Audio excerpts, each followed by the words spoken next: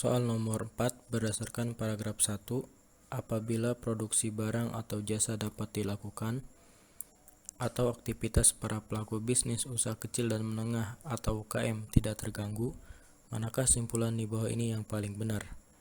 Jadi di soal ini ada dua pernyataan ya. Jika bentuk soal seperti ini ada dua pernyataan, maka kita harus mencari satu pernyataan yang berkaitan dengan pernyataan yang pertama, kemudian juga kita cari satu pernyataan yang berkaitan dengan pernyataan yang kedua, kemudian kita tarik dua kesimpulan, kemudian kita gabungkan dua kesimpulan tersebut. Kita tandai dulu pernyataan yang pertama adalah ini, produksi barang atau jasa dapat dilakukan, kemudian pernyataan yang kedua adalah aktivitas para pelaku bisnis usaha kecil dan menengah atau UKM tidak terganggu. Kita baca dari paragraf pertama ini yang berkaitan dengan dua pernyataan ini.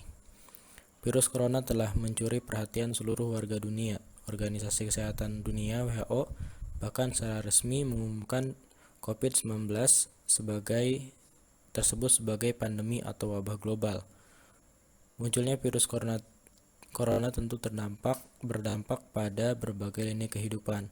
Corona sebagaimana wabah menular lainnya, jika sudah menunjukkan adanya ini tanda kalau ini adalah pernyataan ya. Pernyataan yang akan kita pakai di soal. Jika terjadi wabah, maka aktivitas para pelaku bisnis usaha kecil dan menengah atau UKM terganggu. Berarti ini berkaitan dengan pernyataan yang kedua ya. Aktivitas para pelaku bisnis usaha kecil dan menengah atau UKM tidak terganggu. Kalau di sini dia terganggu ya, kita tandai dulu. Ini yang berkaitan dengan pernyataan yang kedua. Kemudian virus corona dianggap menghambat proses bisnis karena apabila juga ini sama kayak jika ya. Kita bisa baca ini sebagai jika pekerjaan yang dilakukan dengan bertatap muka dilarang, produksi barang atau jasa tidak dapat dilakukan. Nah, di sini kan berkaitan dengan pernyataan yang pertama ya, produksi barang atau jasa dapat dilakukan. Ini kita tandai dulu, berarti kita sudah mendapatkan dua pernyataan di teks dan dua pernyataan di soal. Kita akan tarik kesimpulan dari beberapa pernyataan ini. Pertama, kita ambil dulu yang berkaitan dengan pernyataan pertama di teks soal ya. Yang berkaitan dengan produksi barang dan jasa, kita ambil dari sini ya. Apabila pekerjaan yang dilakukan dengan tatap muka dilarang, produksi barang atau jasa tidak dapat dilakukan. Kemudian pernyataan keduanya kita ambil dari soal, produksi barang dan jasa dapat dilakukan. Ini kan di sini pekerjaannya dilarang, produksinya tidak dapat dilakukan.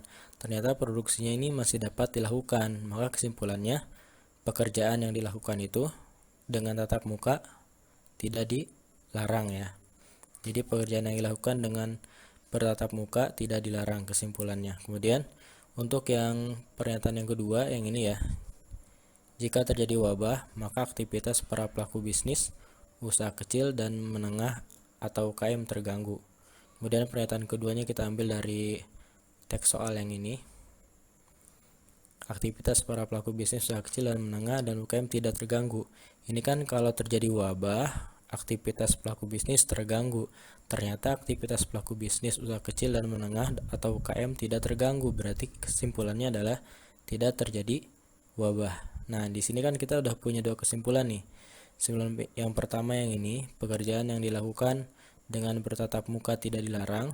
Kemudian kesimpulan kedua, tidak terjadi wabah. Nah, dua kesimpulan ini kita gabungkan sesuai dengan kata sambung yang ada di soal. Kata sambung di sini menggunakan kata atau, maka dua kesimpulan ini juga kita gabungkan dengan kata atau. Jadi kesimpulannya pekerjaan yang dilakukan dengan bertatap muka tidak dilarang atau tidak terjadi wabah. Inilah kesimpulan dari teks dan soal ini. Di jawabannya adalah yang kita lihat nih, yang A, pekerjaan yang dilakukan dengan bertatap muka tidak dilarang dan tidak terjadi wabah. Salah ya, bukan dengan dan tapi dengan atau, berarti jawabannya adalah yang B.